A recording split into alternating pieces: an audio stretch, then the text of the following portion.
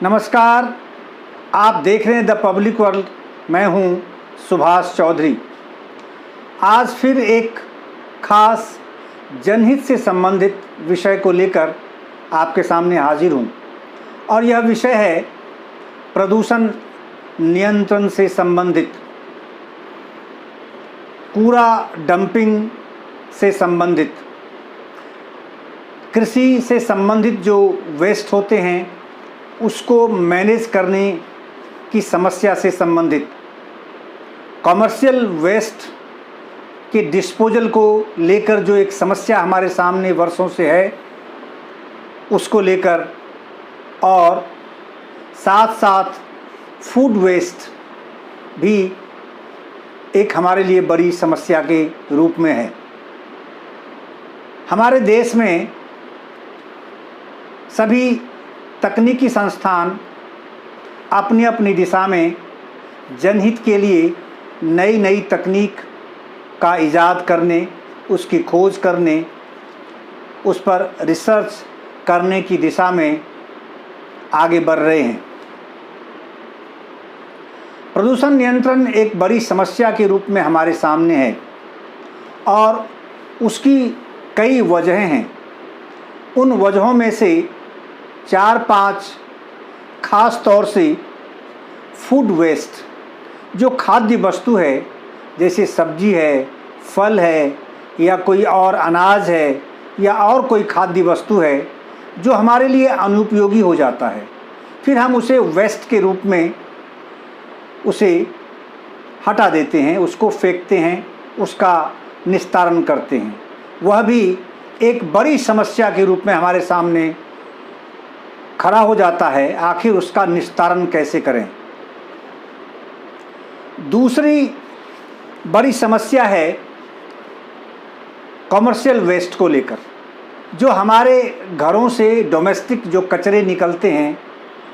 उसका निस्तारण, वो भी एक बड़ी समस्या के रूप में हमारे सामने, हमारे देश के सामने है। लगभग दिल्ली एनसीआर ही नहीं, लगभग सभी बड़े शहरों में आप आज की तारीख में जो वेस्ट डंपिंग है, कूड़ा डंपिंग एक बड़ा विवाद का रूप ले चुका है और ये समस्या छोटी अदालतों से लेकर देश की सर्वोच्च अदालतों तक जा चुकी है। इस विवाद का कोई माकूल स्थायी हल निकलता नहीं दिख रहा है। आगे प्लास्टिक वेस्ट है, जिसमें आप अगर विश्व स्तर पर देखेंगे तो अमेरिका सबसे अधिक प्लास्टिक का उपयोग करता है। यानी वहाँ प्रति व्यक्ति प्रति माह 110-111 केजी के आसपास वो उसका उपयोग करते हैं, प्लास्टिक वेस्ट यानी प्लास्टिक का उपयोग करते हैं अपने दैनिक जीवन में। और अगर भारत की बात करें तो अपेक्षाकृत काफ़ी कम है, फिर भी बहुत चिंतनीय स्थिति है, विचारणीय स्थिति है कि हमारे देश में भी औसतन यानी एवरेज प्रति व्यक्ति 10 से 11 किलो प्रति माह प्लास्टिक का उपयोग करता है। अब ये जो प्लास्टिक वेस्ट है, क्योंकि उसको हम खाते नहीं, बल्कि जो हमारे सामान है, जो हमारे उपयोग के लिए जो आर्टिकल्स होते हैं, जो सामान होते हैं, चाहे वो किसी भी प्रकार का सामान हो, वुडन हो, चाहे इलेक्ट्रॉनिक सामान हो, इलेक्ट्रिकल सामान हो, चाहे फूड आइटम्स हो, किसी भी प्रकार का, चाहे डिटर्जेंट हो या अन्य जो भी सामान हम उपयोग करते हैं, वो सभी सामान ज़्यादातर आप देखेंगे कि प्लास्टिक के आइटम से, प्लास्टिक से ही कवर्ड मिलते हैं, उसी से पैकेजिंग उसकी होती है। तो अल्टीमेटली वो हमारे लिए वेस्ट है। और ख़ास करके इलेक्ट्रॉनिक सामान की दृष्टि से देखेंगे तो बड़े पैमाने पर इसका उपयोग होता है और ये भी एक अंबार हमारे सामने खड़ा होता जा रहा है। इसका डिस्पोजल, इसका निस्तारण भी बड़ी समस्या के रूप में हमारे सामने है। आगे है सी वेस्ट, समुद्र में जो वेस्ट हैं, समुद्र का शैवाल होता है या फिर आपके तालाब में भी शैवाल होते हैं, नहरों में भी शैवाल होते हैं। ये पर्यावरण की दृष्टि से हमारे लिए बेहद खतरनाक स्थिति पैदा करते जा रहे हैं। इसका निस्तारण भी एक बड़ी समस्या के रूप में, एक बिग प्रॉब्लम हमारे लिए है, केवल भारत के लिए नहीं बल्कि दुनिया के लिए है। ऐसे में हमारे वैज्ञानिकों के सामने ये एक चैलेंज के रूप में है, एक चुनौती के रूप में है कि आखिर कोई ऐसी तकनीक का आविष्कार हम करें जिससे कि इन सारी समस्याओं का निस्तारण एक टेक्नोलॉजी से हो जाए, एक छत के नीचे हो जाए और उसका सदुपयोग हमारे जीवन के लिए हो जाए और वो हमारे लिए यूज़फुल हो जाए। क्योंकि ये इतनी बड़ी मात्रा में है, इतनी बड़ी मात्रा में, इतने बड़े पैमाने पर ये सारे वेस्ट हैं कि आने वाला समय एक एक शहर के समान आप अगर देखेंगे तो वो शहर का रूप ले सकता है ये कूड़ा डंपिंग। और ये पर्यावरण के लिए इतना खतरनाक है कि अगर आप दिल्ली एनसीआर की चर्चा करें, दिल्ली में, गुरुग्राम में या नोएडा है, फरीदाबाद है या पास के और जो एनसीआर शहर हैं, सोनीपत है, पानीपत है या गाज़ियाबाद है, ऐसे शहरों से जब आप गुजरते हैं अलग अलग दिशा से तो आपको देखने को ये अवश्य मिलते होंगे कि पहाड़ नुमा, जैसे अरावली की श्रृंखला ने दिल्ली एनसीआर को घेरा हुआ है, वो तो हमें हवा प्रदान करता है वो पहाड़, लेकिन ये जो कूड़ा खड़ा हो रहा है पहाड़ के रूप में, ये हमारे लिए एक बड़ी समस्या है। ये पर्यावरण के लिए खतरा बन रहा है और इससे प्रदूषण भी बढ़ रहा है और दूसरे जो पर्यावरणीय असंतुलन है उसको भी ये बढ़ावा दे रहा है। और दूसरी बड़ी समस्या है कि ज़मीन, इसके लिए, इसको डंपिंग करने के लिए अगर इसी तरीके से हम वेस्ट जनरेट करते रहें और उसको जमा करते रहें तो फिर एक दिन ऐसा होगा कि शहर उसके सामने छोटा हो जाएगा और कूड़ा डंपिंग स्टेशन ही उस शहर से कई गुना बड़ा जगह वो ले सकता है। तो ऐसे में ये एक चुनौती है हमारे वैज्ञानिकों के लिए। और इसी दिशा में आईआईटी मद्रास जो हमारे प्रीमियर इंस्टीट्यूट हैं टेक्नोलॉजी की दृष्टि से भारत का, आईआईटी मद्रास के 2 प्रोफेसर और एक और वैज्ञानिक हैं, 3 लोगों ने मिलकर एक ऐसी तकनीक का इजाद किया, एक ऐसा आविष्कार किया है जिससे ये जो समस्या हमारे सामने इस प्रकार, इतने प्रकार के जो वेस्ट हैं, चाहे इंडस्ट्रियल हैं, डोमेस्टिक हैं, सी वेस्ट हैं, फूड वेस्ट हैं, कॉमर्शियल वेस्ट हैं, प्लास्टिक वेस्ट हैं, ये सभी के सभी का निस्तारण भी आसानी से हो सकता है और ये हमारे लिए बेहद यूज़फुल साबित हो सकते हैं। दूसरा एक पार्ट हमारे लिए इस समस्या से रिलेटेड वो है कि जो हमारी इकोनॉमी को बहुत बुरी तरह प्रभावित करता है। आपने सुना होगा कि हाल के दिनों में जो अरब कंट्रीज़ हैं उनके साथ हमारे देश के जो पेट्रोलियम मंत्री हैं उनका वार्तालाप जारी है पेट्रो पदार्थों की कीमत को लेकर, क्योंकि वो अपनी मनमानी करते हैं और अपने हिसाब से पेट्रो पदार्थों की कीमतों में हमेशा घट बढ़ वो करते रहते हैं और इससे हमारी इकोनॉमी बुरी तरह प्रभावित होती है। क्योंकि हम बहुत बड़े पैमाने पर पेट्रोल का उपयोग, क्योंकि अगर हमें डेवलप करना है कंट्री को तो स्वाभाविक है एनर्जी का उपयोग, चाहे फ्यूल के रूप में हो, उसका उपयोग करना ही पड़ेगा हमें। तो ये भी एक बड़ी समस्या है कि आखिर जो फ्यूल कंजम्पशन है उसको हम कम नहीं कर सकते, कम करेंगे तो हमारा डेवलपमेंट रुकेगा, हमारी गतिविधियाँ रुकेंगी, चाहे इंडस्ट्रियल है, कॉमर्शियल है या और भी ट्रेड रिलेशन है या और भी चीज़ें हैं, तो वो कम नहीं कर सकते। फिर उसकी कीमतों में कम करने की दिशा में हमको सोचना पड़ेगा, प्रदूषण नियंत्रण की दृष्टि से भी सोचना पड़ेगा। तो ये भी एक पहलू इस तकनीक का है कि आखिर कैसे पेट्रो पदार्थ की जो खरीद है वो हम कम करें और कोई उसका एक विकल्प अपने हमारे सामने आ जाए जिससे कि हम अपनी इकोनॉमी को गति दे पाएँ और ये जो कूड़ा डंपिंग का जो हमारे ये जो बड़ी प्रॉब्लम है, इस प्रॉब्लम को भी हम आसानी से एड्रेस कर सकें। तो इसको यूज़फुल बनाने की दिशा में आईआईटी मद्रास के 3 वैज्ञानिकों ने एक ऐसी माकूल तकनीक की खोज की है जिससे कि अब ये समस्या हमारी हल हो सकती है। एग्रीकल्चरल वेस्ट एक बहुत बड़ी समस्या है। हर वर्ष दिल्ली एनसीआर में ये हाय तौबा मचता है कि हरियाणा और पंजाब में जो धान की परालियाँ जलाई जाती हैं उससे बड़े पैमाने पर प्रदूषण का स्तर बढ़ जाता है और हम सभी कोरोना की तरह से ही मजबूर हो जाते हैं अपने घरों में लॉकडाउन होने को, अपने बच्चों को स्कूल नहीं भेज सकते, इतनी मजबूर होते हैं। और उस वक्त की दिल्ली सरकार ने, हरियाणा सरकार ने भी इस दिशा में, आपने देखा पिछले कई वर्षों से ये चलन शुरू हो गया है कि लास्टली स्कूल को बंद करना पड़ जाता है, इतना ज़्यादा प्रदूषण स्तर बढ़ जाता है, बच्चों को अपने घरों में लॉक करना पड़ता है। तो ये एक बड़ी समस्या है, एक ऐसी गंभीर समस्या है जिसका निराकरण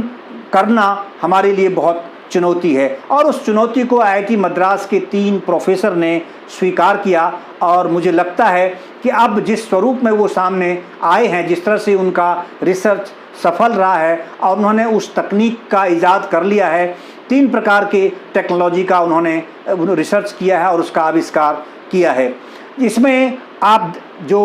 अब आगे वो सामने तीनों टेक्नोलॉजी से ये बात सामने आ गई है कि फ्रॉम एनीथिंग टू फ्यूल और फ्रॉम एनीथिंग टू एनर्जी, यानी दुनिया की कोई ऐसी चीज़, जो भी वेस्ट हमारा आपका हो सकता है,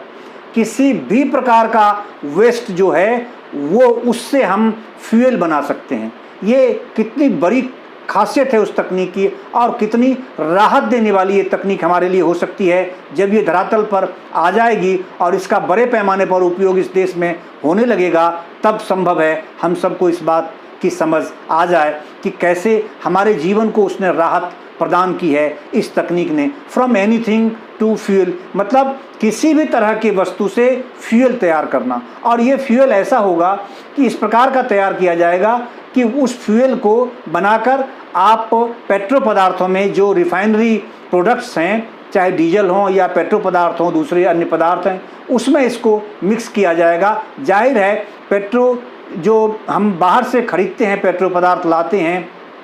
क्रूड ऑयल लाते हैं, उसकी खपत यानी उसकी खरीद हमारी कम हो जाएगी और हम अपने इस वेस्ट को उसमें तब्दील कर उसमें मिक्स कर पाएंगे। और ये पर्यावरण की दृष्टि से भी हमारे लिए खतरनाक नहीं होगा, बल्कि हमारे लिए लाभकारी है, इकोनॉमिक पॉइंट ऑफ व्यू से भी लाभकारी है। अब तक हमने जैसे बायोडीजल की चर्चा सुनी है। बायोडीजल बड़े पैमाने पर अभी हाल में जो वर्ल्ड एनवायरनमेंट डे गुजरा है, एक दिन पहले प्रधानमंत्री नरेंद्र मोदी ने भी अपने आह्वान में ये इस बात की घोषणा की है कि बायोडीजल को अब जो पहले था उसका प्रतिशत और बढ़ाने की दृष्टि से एक टारगेट तय किया गया था, अब 2025 कर दिया गया है। 2025 तक इतना % हम उसमें बढ़ा पाएंगे, डीजल में मिक्स कर पाएंगे, पेट्रो पदार्थ में मिक्स करते हैं संतुलन, पर्यावरण संतुलन की दृष्टि से, उससे वो भी एक हमारे लिए एक अहम पहलू है इसका। लेकिन अगर ये तकनीक कामयाब हो जाती है, ये तकनीक जैसा कि इन्होंने दावा किया है और जिस तरह से ये सफलता इनको मिली है और इसको पूरा इन्होंने एग्जिबिट करके दिखाया भी है, तो उससे मुझे लगता है कि आने वाला समय बहुत राहत प्रदान करने वाला होगा और दुनिया इस मामले में भारत के पीछे होगी, इसमें कोई दो राय नहीं है। तो बायोडीजल आपने देखा होगा, लेकिन उसके लिए आपको जट्रोफा जो प्लांट हैं वो उगाना पड़ता है, उसकी खेती करनी पड़ती है, तब जाकर आप बायोडीजल तैयार करते हैं। तो इसीलिए, लेकिन इसमें कुछ भी आपको बनाने की ज़रूरत नहीं है, कुछ भी नया करने की आवश्यकता नहीं है। ऑलरेडी आप हर रोज़ कचरा, आप रोज़ हर घर से 2 किलो, 5 किलो, 7 किलो, 10 किलो कचरा आप हमेशा प्रोड्यूस कर रहे हैं। जिसकी जैसी लाइफ स्टाइल है, जो जिस इकोनॉमिक कंडीशन का व्यक्ति है, वो उतने ज़्यादा उसमें से कचरे वो या वेस्ट जो है वो जनरेट कर रहे हैं, अगर आप शहरों में रहते हैं या फिर अगर गांव में रहते हैं तब भी। तो इसीलिए कुछ भी दुनिया में हमारे लिए अब उपयोगी हो जाएगा और कोई भी वेस्ट बेकार नहीं होने वाला है। जो भी अनुपयोगी, यानी जो यूजलेस चीज़ें आप मानते हैं अपने जीवन में अपने उपयोग की दृष्टि से, वो सब के सब अब इस जो तकनीक है, इस तकनीक के कारण से वो उपयोगी साबित हो सकते हैं और उससे हम ईंधन बनाने की स्थिति में आने वाले हैं। और वो लगभग वो तकनीक अब फाइनल स्टेज में है। उन्होंने उसका पूरा एग्जीबिशन भी कर लिया है और पूरा उसका सफल परीक्षण भी कर लिया है। सभी प्रकार के वेस्ट से अब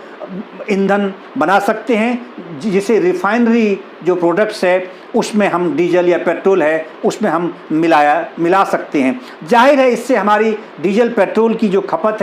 खपत यानी जो खरीद है वो कम होगी, यानी हमारी इकनॉमी पर जो उसका असर पड़ता है, जो हम बहुत अधिक कीमत में हम बाहर से खरीद रहे हैं, और दूसरा यहाँ भारत सरकार को भी अपने टैक्सेस लगाकर इतने महंगे 100 रुपये 90 रुपीज़ से ऊपर या 80 रुपीज़ 85 90 98 97 अलग अलग शहरों में अलग अलग कीमत हैं, और डीजल की अलग अलग कीमत है। तो उसके हिसाब से उन जो हमें खरीदना पड़ता है। और क्योंकि अगर हमको विकास करना है, अपनी गतिविधि चलानी है, कॉमर्शियल है या फिर डोमेस्टिक है या और कोई ट्रेड रिलेशन है, इंडस्ट्रियल है, तो या फिर एडमिनिस्ट्रेटिव गतिविधियां अगर चलानी हैं, तो हमें तो चाहिए पेट्रोल की खपत, डीजल की खपत तो होगी ही। या फिर हवाई जहाज़ के मूवमेंट को लेकर आप देखते हैं कि देश में डोमेस्टिक जो एयरलाइंस हैं वो बहुत सफल एयरलाइंस साबित हो रही हैं पिछले कई वर्षों से। छोटे छोटे शहरों को जोड़ने की जो योजना है केंद्र सरकार की, नरेंद्र मोदी सरकार की, वो भी बहुत कामयाब साबित हो रही है।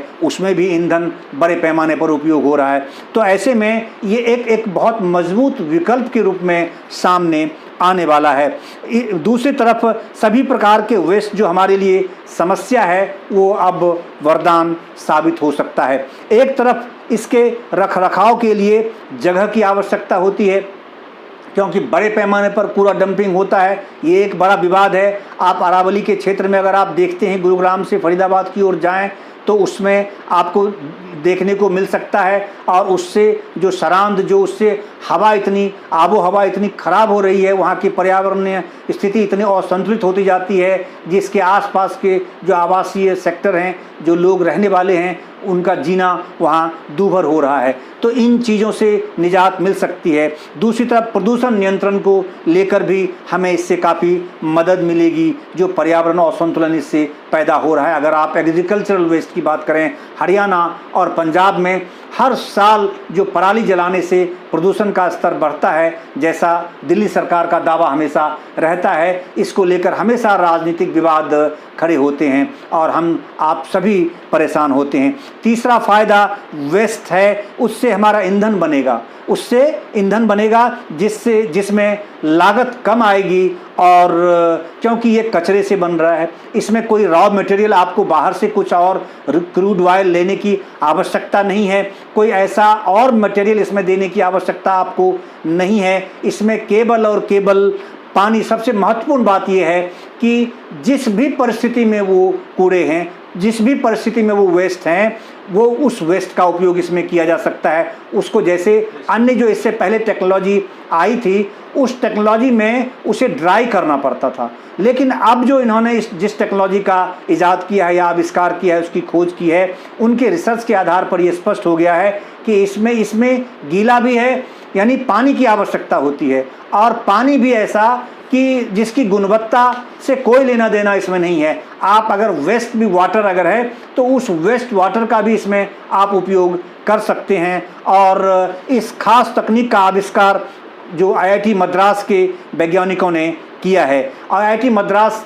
ने जो 3 वैज्ञानिक हैं जिन्होंने इसका इजाद किया है, उन्होंने इसको एक स्टार्टअप का रूप भी अब दे दिया है, और उसका नाम X2 fuels and energy private limited है। X2 fuels and energy private limited है। आप इसके बारे में देख सकते हैं, ऑनलाइन आप ढूंढ सकते हैं, इनकी जानकारी प्राप्त कर सकते हैं स्टार्टअप्स के रूप में। और ये एक इतनी बड़ी पहल नरेंद्र मोदी सरकार ने की है इस 7 वर्षों में स्टार्टअप्स को लेकर के। विश्व में सबसे अधिक स्टार्टअप्स इंडिया में हैं, और क्योंकि नई नई खोज हो रही है, और ये एक ऐसा प्रोविज़न इतना अच्छा, इतना आसान कर दिया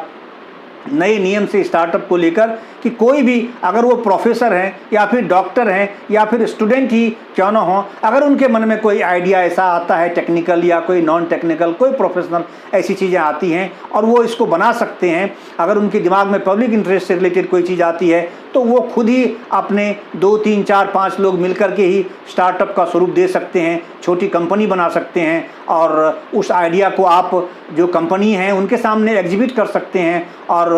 उसमें इन्वेस्टमेंट आपको मिल सकता है। और इसमें जो इंस्टीट्यूशंस हैं, टेक्निकल इंस्टीट्यूशंस हैं या एकेडमिक इंस्टीट्यूशंस हैं, IIT हैं, IIIT हैं या NITs हैं, या फिर और जो प्राइवेट इंजीनियरिंग इंस्टीट्यूट्स हैं, अच्छे इंस्टीट्यूट्स हैं प्राइवेट सेक्टर्स में भी बहुत ज़्यादा, तो वो लोग भी अब इसमें बच्चों को या प्रोफेसर्स को या टेक्निकल जो एक्सपर्ट हैं उसको इनकरेज कर रहे हैं। तो उस दिशा में IIT मद्रास इस मामले में इस देश को आज की तारीख में लीड कर रहा है, और वहाँ के वैज्ञानिक लगातार कुछ न कुछ नई ऐसे आविष्कार कर रहे हैं, नई तकनीकी खोज कर रहे हैं। तो 2 प्रोफेसर हैं इनमें से और एक चीफ टेक्नोलॉजी ऑफिसर हैं जिन्होंने मिलकर के ये काम किया है। X2 fuels and energy private limited के नाम से स्टार्टअप्स, उनका ये कहना है कि उन्होंने ऐसी तकनीक विकसित की है जिससे गीले कचरे, शहर के कचरे सहित किसी भी प्रकार के कचरे को ईंधन में बदला जा सकता है, उसे तब्दील किया जा सकता है। इससे तैयार ईंधन को रिफाइनरी प्रोडक्ट्स यानी पेट्रो प्रोडक्ट्स में आप मिला सकते हैं, मिक्स कर सकते हैं, उसका उपयोग किया जा सकता है। IIT मद्रास के केमिकल इंजीनियरिंग के प्रोफेसर वेणु रवि कृष्णन जो डिपार्टमेंट ऑफ केमिकल इंजीनियरिंग से हैं और डिपार्टमेंट ऑफ एरोस्पेस इंजीनियरिंग से हैं प्रोफेसर सत्य चक्रवर्ती, और तीसरे जो इसमें व्यक्ति हैं वो है नल्ली शिवम जगन्नाथन, ये चीफ टेक्नोलॉजी ऑफिसर के रूप में इसमें शामिल हैं। ये टीम है पूरी इन तीनों की जो आप स्क्रीन पे अभी आप देख रहे थे। इन तीनों ने मिलकर के ही इस तकनीक का आविष्कार किया है और एक स्टार्टअप का रूप उन्होंने दे दिया है और इसको लेकर के उनको अवार्ड भी मिले हैं। ये तीसरा नेशनल लेवल पे उनको 3rd अवार्ड उनको मिला है, तीसरा पुरस्कार उनको इस मामले में मिला है। इस तकनीक का नाम हाइड्रोथर्मल लिक्विफैक्शन है। हाइड्रोथर्मल लिक्विफैक्शन है इस तकनीक का नाम, जिससे वो ये फ्यूल तैयार करेंगे और फिर वो पेट्रो जो रिफाइनरी पदार्थ है उसमें उसको मिला सकते हैं। इसमें नियंत्रित दबाव और तापमान में फीड स्टॉक के जटिल अणुओं को यानी कम्प्लेक्स जो मॉलिक्यूल्स होता है उसको तोड़कर ये बनाया जाता है। खास बात यह है कि इसमें पानी की भी आवश्यकता होती है, इसलिए कचरे को सुखाने की कोई आवश्यकता इसमें नहीं पड़ती है। यानी जैसा है जहाँ है उसी हालात में आप उसे प्रोड्यूस कर सकते हैं, उसी हालात में उसका उपयोग कर सकते हैं और आप ईंधन बना सकते हैं। इसमें पानी साफ़ हो या मीठा हो इसकी कोई आवश्यकता नहीं है, इसकी ज़रूरत इसमें नहीं है, किसी भी प्रकार के पानी का उपयोग कर सकते हैं। और पानी के जो ये टेक्निक है, जो टेम्परेचर है, तापमान को प्रेशर से इसको हाइड्रोकार्बन में तब्दील किया जाता है और तब जाकर, क्योंकि इसकी उस वक्त बनने के बाद फिर इसकी डेंसिटी उससे कम हो जाती है और तब ये तैयार होता है, ये फ्यूल तैयार कर सकते हैं। प्रोफेसर रवि कृष्णन के अनुसार इसमें अच्छे जो जल है, भूमिगत जल है, उसका उपयोग करने की आवश्यकता नहीं है। तो इसीलिए अब आगे उनका जो रिसर्च का जो अगला पार्ट है वो इस कोशिश में लगे हुए हैं कि क्या हम इसमें जो ये ईंधन तैयार करेंगे वेस्ट मटेरियल से, उसमें पानी की जो आवश्यकता होगी, क्योंकि बड़े पैमाने पर पानी की भी आवश्यकता हो सकती है अगर आप बड़ी यूनिट लगाते हैं तो उसमें समुद्री जो सी वाटर है, क्या उसका उपयोग हम इसमें कर सकते हैं, क्या उससे के प्रोडक्शन में, इसको लेकर रिसर्च अभी वो कर रहे हैं, जारी है और उम्मीद जताई जाती है कि ये भी उनका सफल स्टेप होगा, सफल ट्रायल हो सकता है। क्योंकि पानी किसी भी प्रकार का, जब अगर वेस्ट जो वाटर है उसका उपयोग आप इसमें कर सकते हैं, तो जो समुद्री है, क्योंकि वो थोड़ा सलाइन होते हैं, नमकीन पानी होते हैं, बहुत खारा पानी होता है, तो उसका उपयोग करने से इस पर क्या असर पड़ सकता है, इसको लेकर अभी रिसर्च जारी है। और अगर खारापन से कोई दिक्कत आएगी, अगर संभावना, अगर ऐसी कोई बात निकलती है, तो फिर उसे मीठा कर, उसे साफ कर, प्यूरिफाई करके इसका उपयोग किया जा सकता है। कोशिश ये है सभी साइंटिस्ट का कि इसमें जो मीठा पानी है या ग्राउंड वाटर है उसका उपयोग न करना पड़े, क्योंकि वैसे ही वाटर टेबल काफ़ी बड़ी समस्या है हमारे देश में। जो भूमिगत जल है उसका स्तर काफ़ी नीचे जा रहा है, खास करके मेट्रो सिटीज़ में, बड़े शहरों में, और दिल्ली एनसीआर में तो आपको पता ही है कि किस तरह से भूकंप की स्थिति है और पानी जो स्टोरेज है, मीठे पानी का जो स्टोरेज है वो लगातार ख़त्म होता जा रहा है, कम होता जा रहा है और खारा पानी ज़्यादा है। तो यहाँ अगर आप गुड़गांव की बात करूँ मैं, तो इसमें बहुतायत में आप ऐसे क्षेत्रों में जाएंगे जहाँ आपको समुद्र से भी खारा पानी मिलता है। ये हालत है, मीठे पानी की स्थिति, भूमिगत जो स्तर है बहुत कम हो चुका है। इसको लेकर के सेंट्रल ग्राउंड वाटर अथॉरिटी ने इस एरिया को नोटिफाई कर रखा है जहां आप ग्राउंड से वाटर नहीं निकाल सकते, उसको आप एक्सप्लॉइट नहीं कर सकते। तो उस दिशा में भी ये रिसर्च जारी है और उम्मीद जताई जा रही है कि इसमें भी सफलता उनको मिलेगी। एक प्रकार के कचरे से जो एग्री रेसिड्यूज़ हैं, जो खास करके पराली है, इतने बड़े पैमाने पर जहाँ खेती होती है, हरियाणा, पंजाब, आप पता है आपको कि इतने बड़े पैमाने पर खेती होती है जिससे कि जो एग्रीकल्चरल वेस्ट हैं वो भी बहुत बड़े पैमाने पर प्रोड्यूस होता है, जनरेट होता है, और उसको निस्तारित करना एक बड़ी समस्या है, बहुत बड़ा इशू है। ये एक पॉलिटिकल इशू है, एडमिनिस्ट्रेटिव इशू है, और पॉल्यूशन कंट्रोल के लिए तो ये एक ऐसा बड़ा फैक्टर है, एक ऐसा सुरसा की तरह से ऐसे मुंह फैलाए हुए है कि इसका कोई इलाज अभी तक पिछले कई वर्षों से नहीं मिल पा रहा है। और किसानों के पास समस्या, उनकी मजबूरी ये है कि वो पराली कहाँ रखेंगे, इस वेस्ट को कैसे करेंगे, तो उसके डिस्पोजल की दृष्टि से इसकी बर्निंग करते हैं, उसे जलाते हैं, खेतों में ही वो जला देते हैं। क्योंकि पहले इसकी खपत पशुओं के खाने में, खिलाने में होती थी, लेकिन अब क्योंकि पशुओं का जो पालन है, पशुपालन है, वो भी सभी किसान नहीं करते हैं, तो इसीलिए इसकी जो खपत व्यक्तिगत होती थी पशुओं की दृष्टि से वो लगभग बहुत कम हो चुकी है। तो इसीलिए ये पराली भी एक बड़ा इशू है, और इस दृष्टि से इस तकनीक को मुझे लगता है कि इससे बहुत माकूल जवाब इस समस्या का मिलने वाला है। इंडस्ट्रियल वेस्ट है, औद्योगिक कपड़े के लिए जैसे तकनीक विकसित की गई है, तो इस प्रकार से इन सारी चीज़ों का उसमें उपयोग हम कर सकते हैं। जैसे माइक्रोवेव जो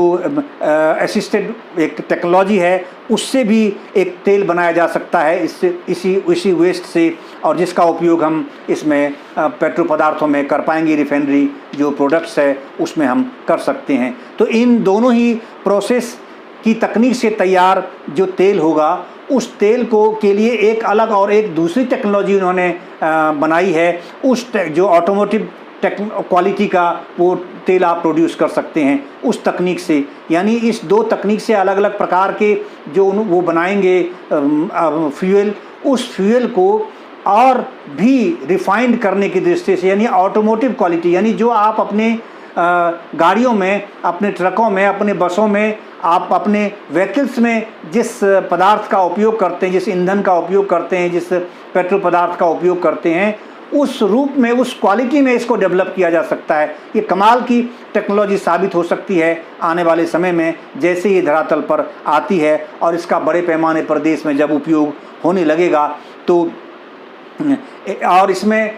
यही कारण है कि इस टेक्नोलॉजी को देखते हुए, इसकी प्रासंगिकता, इसके रेलिवेंस को देखते हुए, इसकी उपयोगिता को देखते हुए, जो गवर्नमेंट ऑफ इंडिया की, भारत सरकार की नवरत्न कंपनी है आपकी इंजीनियर्स इंडिया लिमिटेड, उन्होंने ये वो पार्टनर बन गए हैं इनके साथ, और वो इसमें इन्वेस्ट कर रहे हैं एक्सट्रू फ्यूल्स के साथ। दूसरा, national centre for combustion research and development, वो भी इसके साथ सहयोगी के रूप में हैं, और आईआईटी मद्रास तो हैं, क्योंकि इनके द्वारा ही ये इनक्यूबेटेड स्टार्टअप्स है जो Extru fuels and energy private limited है। तो इस तरह से ये एक ऐसी जानकारी थी जो बहुत राहत देने वाली है हम सब के लिए, सभी के लिए, वो चाहे हम किसी भी वर्ग से बिलोंग करते हों, किसी शहर में रहते हों, चाहे वो ग्रामीण हो या फिर शहरी क्षेत्र हो, लेकिन खासकर ऐसे लोग जो मेट्रो सिटीज़ में रह रहे हैं, स्टेट कैपिटल्स में रह रहे हैं, इंडस्ट्रियल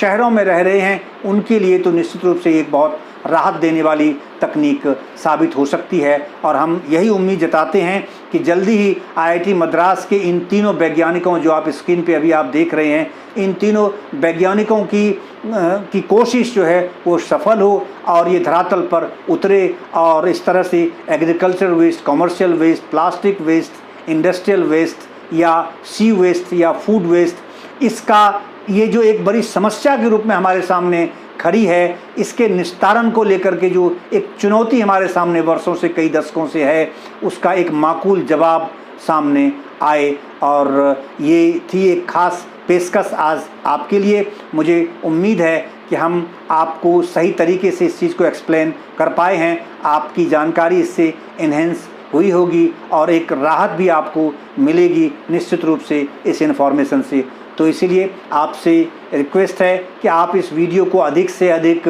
लोगों में शेयर करें और हमारे चैनल द पब्लिक वर्ल्ड को सब्सक्राइब करना न भूलें, क्योंकि आपका एनकरेजमेंट, आपका सब्सक्रिप्शन लेना ही है। अगर आप हमें एनकरेज करना चाहते हैं, इस प्रकार के नए नए जो आविष्कार हमारे देश में हो रहे, हमारे देश के वैज्ञानिक, प्रोफेसर, डॉक्टर, जो भी अलग अलग क्षेत्रों में अलग अलग प्रोफेशंस के लोग कर रहे हैं, हम उसको लेकर लगातार आपके सामने आते रहेंगे, आपकी जानकारी दुरुस्त करते रहेंगे। और इस प्रकार की जानकारी जो टेक्निकल लोग हैं उनके लिए भी आवश्यक है और जो नॉन टेक्निकल हैं उनके लिए भी आवश्यक है और एक